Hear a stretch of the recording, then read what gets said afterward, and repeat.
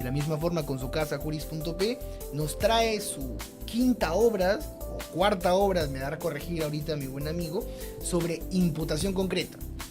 Vamos a ver cuáles son los temas principales que se dan en imputación concreta, pero algo particular que podemos observar es cómo controlar la imputación concreta y cuestionarla en cada etapa del proceso penal. Y después de ello, van ustedes a observar qué mecanismos procesales se requieren, se necesitan, y más aún cómo actuar en cada uno de estos extremos necesarios para poder tener un control necesario dentro de la imputación concreta. Así es que sin más preámbulos, doctor Rodrigo, muy buenas noches, un gusto de que nos pueda acompañar en su casa juris.p. Les doy el uso de la palabra. Muchas gracias, Marcelo, muchas gracias, amigos, buenas noches, amigos de Juris y quienes nos están viendo en vivo en estos momentos en las diferentes redes sociales. Bueno, es mi tercer libro en realidad, pero ya me ha puesto un reto, Marcelo, el cuarto libro también, así que no hay problema. En este libro, que es sobre la imputación concreta, un tema bastante interesante que además fue motivo de mi tesis, con la que obtuve el grado de magíster, principalmente se destaca lo siguiente. Los dos grandes juristas quizás que he podido leer en imputación concreta en el Perú son tanto el doctor James Reategui Sánchez como también quien realiza el prólogo de este libro, que es el doctor Francisco Celis Mendoza Ayma. Sin embargo, ellos, desde el punto de vista teórico-doctrinario, realizan un análisis de la imputación concreta, de la estructura de la imputación concreta. Este libro también cuenta con un capítulo teórico sobre la imputación concreta y sobre la estructura, pero ¿qué necesita el abogado litigante? Básicamente necesita de qué te sirve la imputación concreta en las diferentes etapas del proceso penal. Y no solamente en las etapas del proceso penal común, sino también en algunas etapas como el proceso inmediato, o como por ejemplo en algunos casos como la prisión preventiva, y además, por ejemplo, las diferencias que trae mucha confusión a nivel jurisprudencial acerca de la excepción de improcedencia de acción y la relación que guarda con la imputación concreta. Creo que ha resumido previamente el prólogo el doctor Rodrigo, pero obviamente nace la siguiente pregunta que nosotros tenemos que entender a manera crítica, a manera valorativa. Cuando nosotros hablamos de imputación concreta, tenemos que tener en consideración la parte técnica, la parte esencial, el punto neurálgico que va a partir de todo proceso penal. Y de ahí el libro dice un acápite muy interesante, que es específicamente la imputación concreta en las diferentes etapas del proceso penal.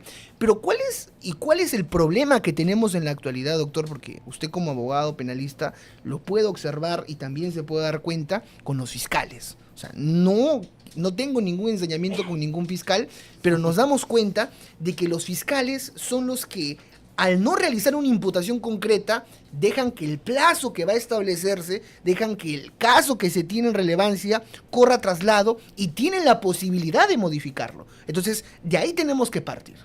Claro. Para empezar, el problema nace desde la investigación preparatoria, ¿no? Por ejemplo, si uno le pregunta, va desde la posición del fiscal, el fiscal siempre va a decir, ¿yo investigo para imputar o yo imputo para investigar? Correcto. Entonces va a decir, va a justificar aperturar una investigación para recién poder conseguir una imputación. Entonces desde ahí ya tenemos un problema. ¿Por qué? Porque ya lo ha señalado la Corte Suprema, de que la imputación necesaria nace incluso en las diligencias preliminares. Aunque claro, se tiene que señalar las razones que justifican, aunque sean mínimas, para abrir un proceso penal. ¿Por qué? Porque en el mundo de las sospechas iniciales, simples, entonces a todos nos abrirían proceso penal de todo y por todo. Tiene que haber una justificación. El ser humano, la persona, el ciudadano, tiene que saber las razones por las cuales está confrontado en un proceso penal que mínimo le va a traer 120 días de dolor de cabeza.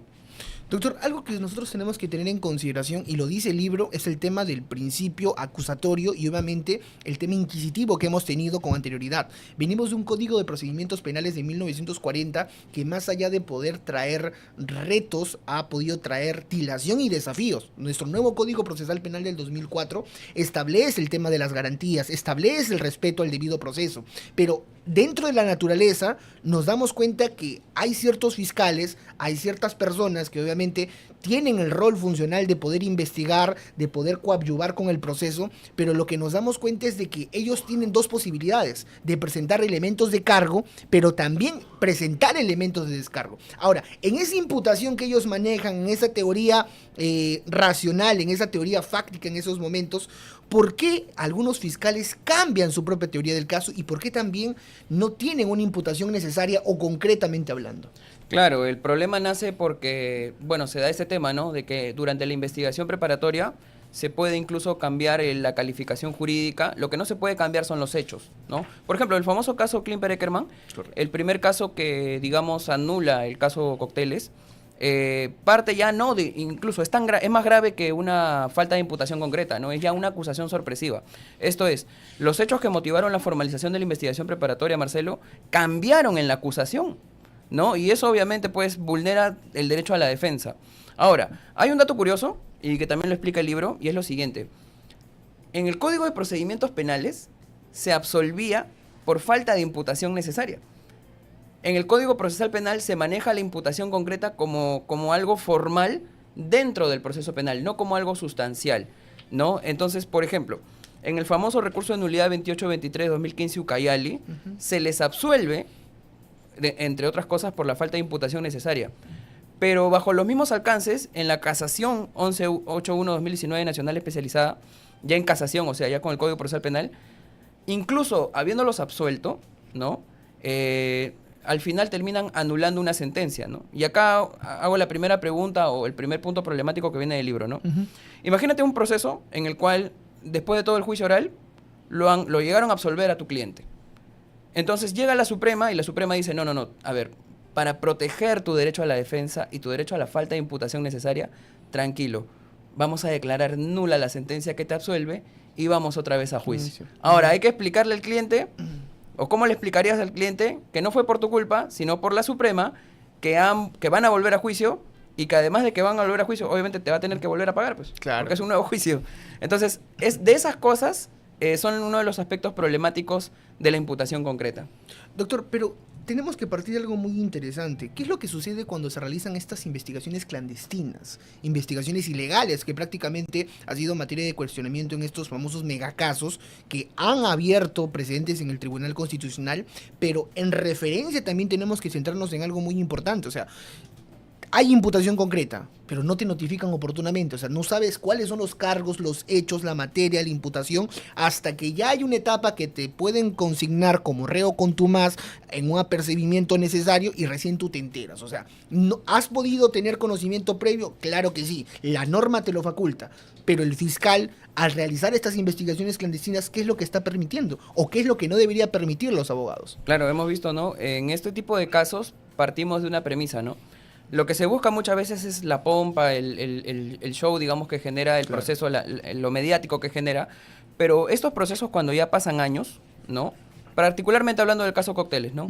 Al principio empezó con prisiones preventivas, con allanamientos, con todo. Y al final de cuentas, ¿qué pasó? Al final de cuentas se anula todo. Entonces, ¿qué nos demuestra eso?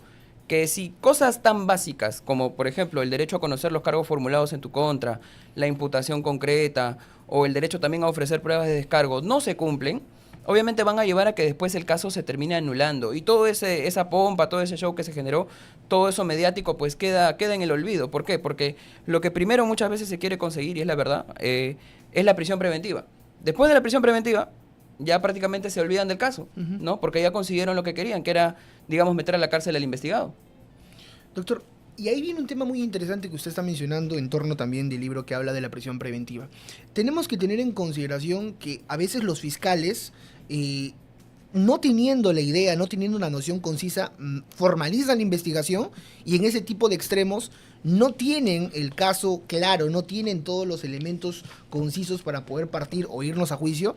Y aún así, ven su alerta AMBA en el sistema de gestión fiscal y formalizan la acusación. O sea, sí. Y después el juez le dice, oye, pero acá no hay una imputación concreta. O sea, tú tipificas A, tipificas B, pero no haces una individualización de los sujetos procesales. Y ahí creo que parte la necesidad de nosotros poder entender cuál es la finalidad. Cuando una persona va a tener el cargo y cuando el fiscal tiene que imputar los hechos. Y acá la comunidad jurídica que también nos escucha se hace la siguiente pregunta. ¿Los hechos cómo tienen que calificarse? ¿Los hechos cómo se tienen que relacionar? Y ahí usted nos puede explicar específicamente si tiene que darse de una manera genérica o individualizada, como también establece la ley orgánica del Ministerio Público. Claro, en primer término, por ejemplo, eso se puede explicar con un caso, ¿no? Yo recuerdo un caso en el cual estábamos en prisión preventiva por el delito de feminicidio en grado de tentativa. Así era el delito, feminicidio en grado de tentativa. Obviamente, como el delito, entre comillas, vende, lo mandaron preso, ¿ya? Entonces, yo me había dado cuenta desde la formalización y después en la propia requerimiento de prisión preventiva que la fiscal usaba mucho la palabra intentó ahorcarla. Así decía, el sujeto tal intentó ahorcarla. Y también eso pasó en la acusación, ¿no? Intentó ahorcarla. Y yo solamente le hice, en las observaciones formales, le hice una pregunta, ¿no? Si intentó ahorcarla, ¿qué quiere decir? Que nunca la ahorcó. Claro. Y si nunca la ahorcó, ¿cómo intentó matarla? Porque él está por tentativa de feminicidio. Entonces, la fiscal se quedó así, el juez también se quedó sorprendido.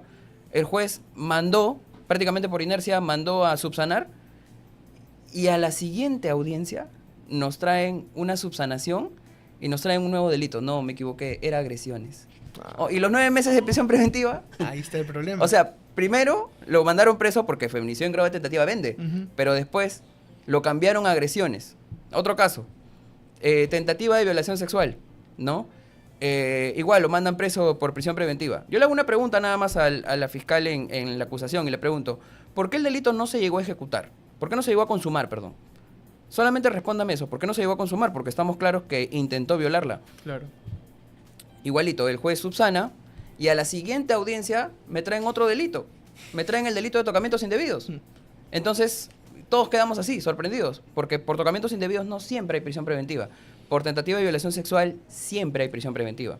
Entonces, te ofrecen la prisión preventiva, digamos como que te la ofertan, sin importar ni siquiera si está bien imputado o bien calificado el delito, ¿no? Pero como ya está preso, ya nadie se preocupa de ese tema.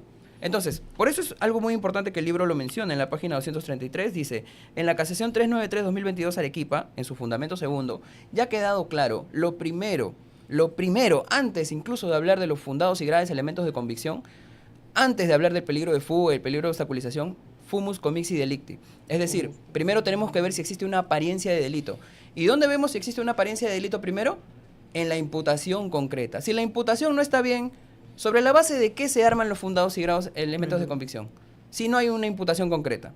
Entonces, es por eso que cuando nosotros partimos del capítulo entre imputación concreta y prisión preventiva, analizamos el fumus comixi delicti principalmente. Doctor, algo que usted también menciona y es muy interesante, aparte del fumus bonus dolitis, también el fumus bonus juris, tenemos que darnos cuenta del objeto del proceso que va a tenerse en la etapa de juzgamiento. Y usted menciona algo muy interesante. Lo que se versa o lo que se trata en la prisión preventiva no son hechos que preventivamente puedan suceder, porque son hechos futuros que puedan pasar. Y esos hechos futuros nos maquinan a nosotros y nos hacen entender lo siguiente. O sea, investigan a una persona, le privan de su libertad, pero no tienen clara la imputación que van a poder realizarse. Y de ahí viene mi siguiente pregunta.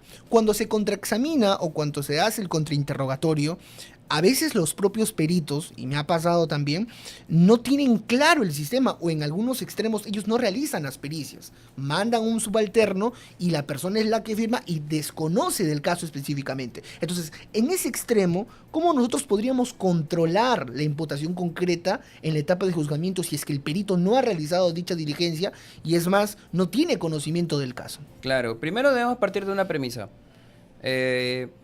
Sin imputación concreta no hay objeto de proceso.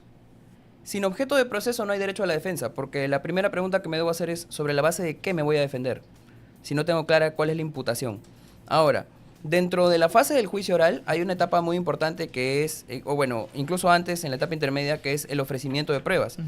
Uno de los elementos que tiene, dentro de los 5 elementos que tiene que tener la prueba es la pertinencia, conducencia, utilidad, licitud y preclusión. Dentro de la pertinencia, ¿cómo sabemos si la prueba es pertinente o impertinente? Porque la prueba va a ser pertinente si tiene relación con el objeto de imputación. Pero si el objeto de imputación es vago, es impreciso, no es claro, ¿sobre la base de qué, digamos, voy a ofrecer mi prueba o sobre la base de qué va a ofrecer la prueba la Fiscalía?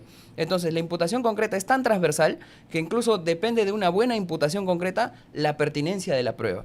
Entonces, en el caso del juicio oral particularmente, en la casación 1181-2019 nacional especializada, como remedio se utiliza la nulidad, ¿no? Como remedio se utiliza la nulidad.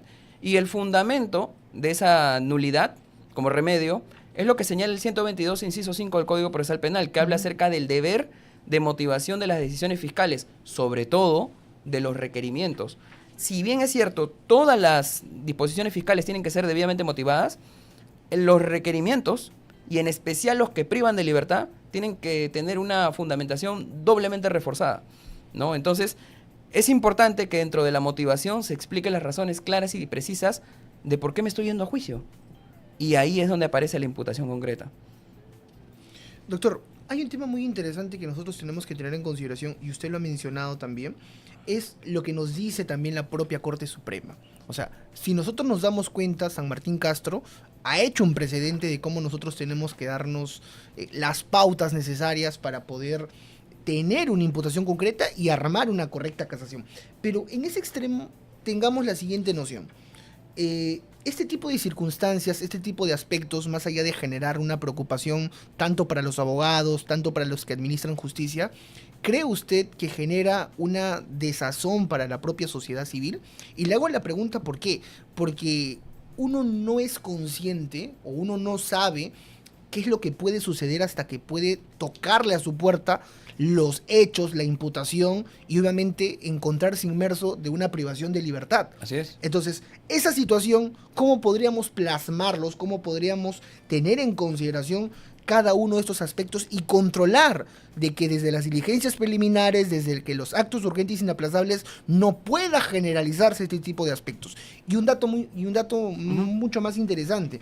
Hay fiscales que tienen un chip, llamémosle así, que son pro fiscalía, o sea, conocen el sistema, pero lo que ellos ven y su función que ellos realizan solo es acusar. Pero hay otro tipo de fiscales que llamémosle que son pro defensa del debido proceso, pero establecen que, no sabes qué, acá no hay hechos, acá no hay imputación. Y es más, no procede a formalizar ni continuar con la investigación. Y obviamente algunos fiscales dicen, pero no, tú tienes que irte a juicio, ese es el proceso, esa es la función del fiscal. Pero lamentablemente lo que nos estamos dando cuenta es de que no se está respetando y está existiendo un abuso de poder por parte del Ministerio Público. ¿Qué opinión merece al respecto, doctor? Lo explica el nombre o el título del podcast, ¿no? Presuntos culpables. Es decir, ¿cuál es la regla? A ver, ¿cuál es la única razón por la que un caso se caería en etapa intermedia? Porque, digamos, hay un sobreseimiento y es más, dice tiene que ser evidente y palpable. O sea, en todos los demás casos nos vamos a juicio. Correcto. O sea, la presunción de inocencia, ¿dónde queda? En realidad no somos presuntos inocentes, en realidad somos presuntos culpables. Porque si la regla es para todo el juicio, entonces ¿para qué existe la etapa intermedia? Y dentro de las reglas está para qué existe la etapa intermedia, ¿para qué controlar formalmente la acusación? ¿O qué sentido tiene controlar la acusación? Si le vas a presentar las observaciones al fiscal, el fiscal va a subsanar. Después, otra vez, le vas a presentar observaciones, va a subsanar. Y esa historia se va a repetir. O sea, el juez muchas veces parecería que prácticamente le está haciendo la tarea al fiscal y le dice, mira, subsana acá, arma acá, haz esto acá. El mismo cliente se da cuenta y me dice, en la audiencia me he dado cuenta que el juez le dice al fiscal, subsana acá, arregla acá, o sea, le dice cómo hacer su tarea. Correcto. Entonces, tenemos un caso, por ejemplo, el caso Keiko. Y también el caso Pedro Castillo. ¿Cuántas veces se devolvió la acusación? Si se devolvieron 10 veces es poco. Entonces imagínate, tener solo dentro de la etapa intermedia, solo dentro del control formal, más de 10 veces de vuelta a la acusación, ¿sobre la base de qué sobre la base de qué se construye el alegato de apertura? ¿Sobre la acusación? ¿Sobre la subsanación de la acusación? ¿O sobre la subsanación de la subsanación de la acusación? ¿O sobre qué se construye el alegato de apertura? Si hemos vivido con subsanaciones N veces. Ahí viene el problema, creo yo. Creo que ese es el punto central que nosotros tenemos que centrarnos. Y creo que es un llamado de atención para los operadores de justicia, porque los propios clientes, las propias personas que se encargan de administrar justicia se dan cuenta que existe un desbalance desproporcional al momento de investigar. Y yo siempre hago la siguiente interrogante, o sea, ¿cuál es el plazo que tiene el fiscal en casos simples? 120, 60, prórroga 8 meses, en casos complejos, 36 meses de casos de crimen organizado. Pero ¿cuál es el plazo que tiene el abogado litigante? O sea, no hay un plazo como tal. El abogado litigante, hoy día nos encontramos en un podcast, el día de mañana tienes un caso, tienes una diligencia presencial y no hay un plazo que establezca. Y más aún, supongamos que se encuentra ya para una formalización, se encuentra en una etapa de juzgamiento. Pero de aquí viene un tema muy interesante, doctor, ya que hemos pasado el tema de la prisión preventiva, es el tema de la constitución de actor civil. En el proceso penal, de cómo se tiene que realizar y obviamente también cuáles van a ser esos acápites que tienen que tenerse en consideración. Coméntenos un poco. A ver, dentro del Código Procesal Penal la primera pregunta que se puede hacer a una persona, así como se le tiene que señalar la relación clara y precisa de por qué se le está llevando un proceso penal, mañana me piden como reparación civil 20.000 soles. La primera pregunta que hago es, ¿no merezco saber por qué? Claro. O sea, ¿por qué me piden ese monto? ¿Por qué en vez de 20.000 no puede ser 20 soles? ¿O por qué no puede ser 2.000 soles? ¿De qué depende? Por ejemplo, si nosotros presentamos una demanda de indemnización en sede civil, una de las cosas que nos pide el juez civil, no solamente nos pide los fundamentos de hecho, sino también nos pide argumentar las razones que justifican por qué pedimos ese monto de reparación civil. Si bien es cierto, la imputación concreta trata acerca de la relación clara y precisa de hechos de naturaleza penal, la pregunta cae por sí sola. ¿Qué relación tiene la imputación concreta y la responsabilidad civil? La relación básica que tienen es que la persona también se merece conocer las razones que justifiquen por qué tiene que pagar una indemnización millonaria o por qué tiene que pagar una indemnización. ¿Por qué? Porque ese es el deber de motivar también que tiene el actor civil. ¿Qué pasa en etapa intermedia?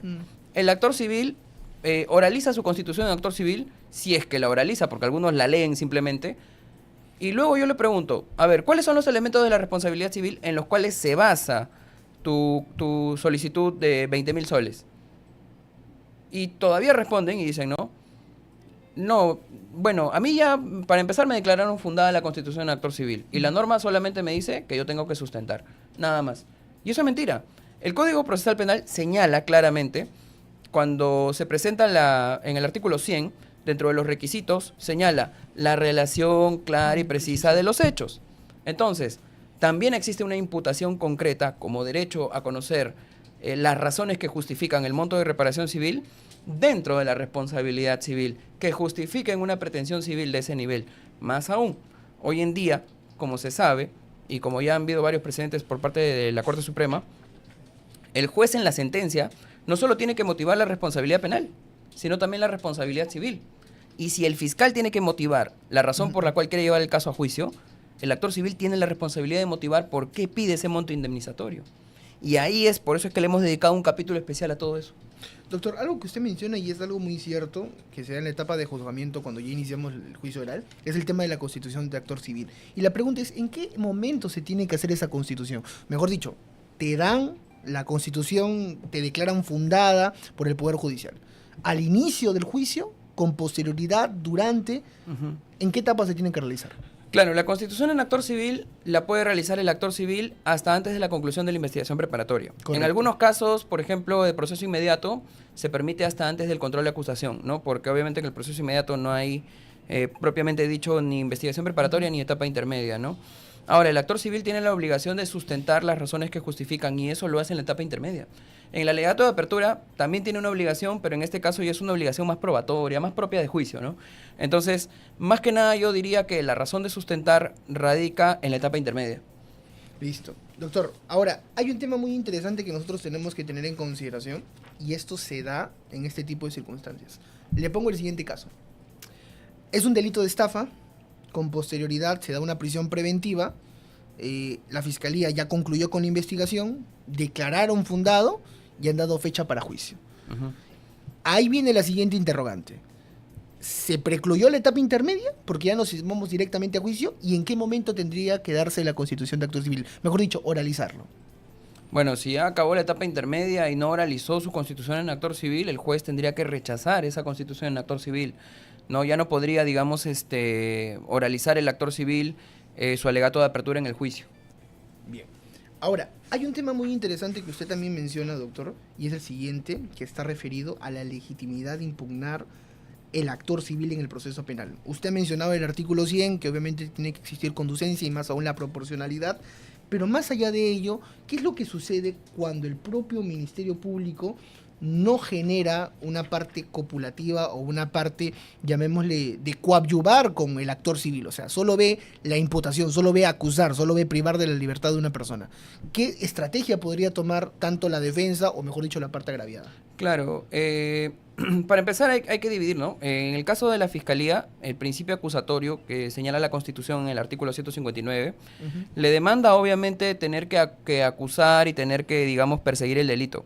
Accesoriamente, el artículo 92 del Código Penal establece de que bajo el principio de subsidiariedad, en caso no haya actor civil, es el Ministerio Público quien asume la carga no solo de la responsabilidad penal, sino también la carga de la responsabilidad civil. Ahora, si el actor civil ya está constituido, la misión del actor civil dentro del juicio oral es acreditar su pretensión civil. Ahora, la legitimidad impugnatoria del actor civil es solo sobre responsabilidad civil. ¿Por qué? Antes pasaba esto, hasta que la Suprema ya lo dejó claro. ¿Absolvían al sentenciado o lo absolvían? La Fiscalía no apelaba, la defensa obviamente no apelaba. Apelaba el actor civil y solicitaba se revoque la sentencia y lo condenen. Entonces la primera pregunta es, ¿el actor civil tiene legitimidad para solicitar la condena? Es decir, el aspecto penal. ¿Tiene digamos, esa legitimidad? No, no tiene esa legitimidad. Más aún cuando en pronunciamientos como la Casación 1459-2017 de Ayacucho ha quedado establecido que incluso cuando se absuelve de la acusación puede existir responsabilidad civil. Entonces, bajo ese criterio, si absolviéndolo puede aún existir responsabilidad civil, ¿el actor civil puede apelar? Sí, pero únicamente puede apelar sobre la reparación civil, porque el hecho, aunque no sea delito, porque no es delito o porque el estándar de prueba no llega a ser más allá de duda razonable, sí puede llegar a tener consecuencias o sí puede, digamos, haber generado un daño que se puede indemnizar. Y el actor civil puede apelar para solicitar que se acredite el daño o para que se hable sobre el daño en la sentencia y posteriormente ya pedir su pretensión civil, ¿no? Doctor, hubo un caso muy interesante que cuando ya se citó audiencia, pasó el control de acusación. Ya estaba constituido el actor civil. Posteriormente, sigue la etapa posterior y el juez no le dio la oportunidad para realizar su constitución de actor civil. ¿Qué es lo que tendría que suceder en ese tipo de extremos? Yo lo que he visto es que muchos jueces con muy buen criterio, por ejemplo, cuando el juez penal, cuando yo me imagino en ese caso ya habrán emitido auto de enjuiciamiento, y cuando le emiten el auto de enjuiciamiento y ya te dan el auto de citación a juicio, y el actor civil no oralizó, ¿no? Entonces, me pasó. De hecho, fue un caso propio, ¿no? O sea, un caso que me tocó defender. A mí me dio el COVID. Entre la audiencia de control de acusación no pude participar, me dio COVID, no oralicé mi constitución en actor civil. O sea, mejor dicho, en el control de acusación es la etapa para oralizar. Es la etapa para oralizar hasta ahí. Pero ¿qué pasa? La pregunta es, ¿qué pasa si no lo oralizas y ya pasaron al auto de enjuiciamiento, como me pasó a mí? El juez, con muy buen criterio, devolvió los actuados para que se haga una audiencia especial en donde oralice la constitución en actor civil. ¿Por qué? Porque había una causa justificada de mi ausencia, me había dado el COVID. Entonces, como había una causa justificada, ¿no? Tenían que retrotraer. Pero si no hubiera una causa justificada, se rechazaría y la Fiscalía asumiría el papel del actor civil. Bien. Doctor, un tema muy interesante que también es debatible en ese tipo de extremos, y viene lo siguiente. He podido observar también que usted está proporcionando material complementario como son los escritos. Creo que pocos libros de autorías de grandes penalistas traen el famoso QR y nos dicen, ¿sabes qué? Te traigo los modelos de escritos judiciales y fiscales para la defensa frente a la imputación concreta. Coméntenos un poco de ello, doctor. Claro. Por ejemplo, en la investigación preparatoria, ¿no? Si yo veo que existe una falta de imputación concreta en la investigación preparatoria, ¿cómo puedo controlarla, digamos? Bueno, puedo presentar una tutela de derechos ante el juez de la investigación preparatoria. Sin embargo, el Acuerdo Plenario 2-2012 y la Apelación 10-2022 Suprema han señalado de que antes de acudir al juez de investigación preparatoria a solicitarle una tutela de derechos, tenemos que hacer una especie de pretutela de derechos y solicitarle al mismo fiscal que subsane o corrija la falta de imputación concreta. Es decir, es la única tutela de derechos en donde primero acudimos al fiscal, esto lo dice el Acuerdo Plenario 2012, y en ausencia de lo que el fiscal diga o si te rechazan, ¿no? Recién acudes al juez de investigación preparatoria para solicitarle que emita una medida de corrección frente a la falta de imputación concreta. Es decir, existe una vía procesal previa. Modelos hay en el libro tanto del escrito de pretutela de derechos, por decirlo así, como también de la tutela de derechos en investigación preparatoria. Ahora, como el libro se llama Controlarla y cuestionarla en cada etapa del proceso penal, no solamente hay modelos en la investigación preparatoria, también hay modelos en la etapa intermedia. ¿Cómo controlamos la imputación concreta en la etapa intermedia? a través del control formal de la acusación. Y ahí es donde presentamos modelos observando la acusación fiscal por falta de imputación concreta. Y en el juicio oral, a través de la deducción de nulidad. Y por ejemplo, también presentamos escritos en donde se diferencia las diferencias que existen entre la excepción de procedencia de acción y la imputación concreta, ¿no? De esa manera el abogado puede obtener modelos de rápida consulta en donde no solo tiene doctrina, no solo tiene jurisprudencia, sino también tiene modelos listos de los cuales se puede guiar para ejercer la defensa penal en este tipo de procesos.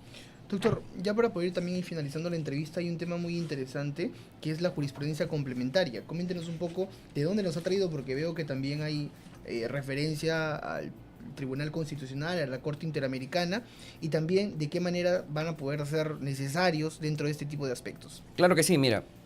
Principalmente se habla de la casación 1181-2019 nacional especializada. Es una casación muy importante porque en el fundamento 6.12, 6.13 señala qué es la imputación concreta, la relación clara y precisa de los hechos. ¿Y por qué es importante la imputación concreta? Porque sin una imputación concreta correcta, el juicio oral, prácticamente te dice la Corte Suprema, no tiene sentido el juicio oral. Ahora, también se ha establecido, como bien mencionas, jurisprudencia del Tribunal Constitucional, sobre todo un caso que fue materia de análisis en la tesis, fue el caso Klimper-Eckermann, ¿no?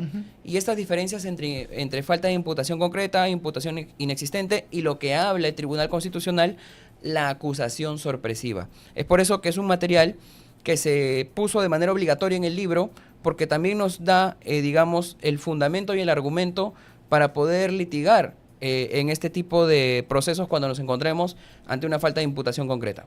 Doctor, ya para poder ir finalizando también la entrevista, hay un tema muy interesante que nosotros tenemos que recordar, que es el tema de que el prólogo ha sido por el doctor Celis Mendoza Ayma, un juez arequipeño, muy querido por toda la comunidad jurídica, pero en ese extremo también que tiene un raciocinio específico y tiene también criterios necesarios para poder demostrar calidad y también raciocinio en cada uno de estos extremos. Coméntenos un poco. Bueno, ante todo agradecerle públicamente al doctor Celis Mendoza Ayma por la gentileza de poder realizar el prólogo de este libro.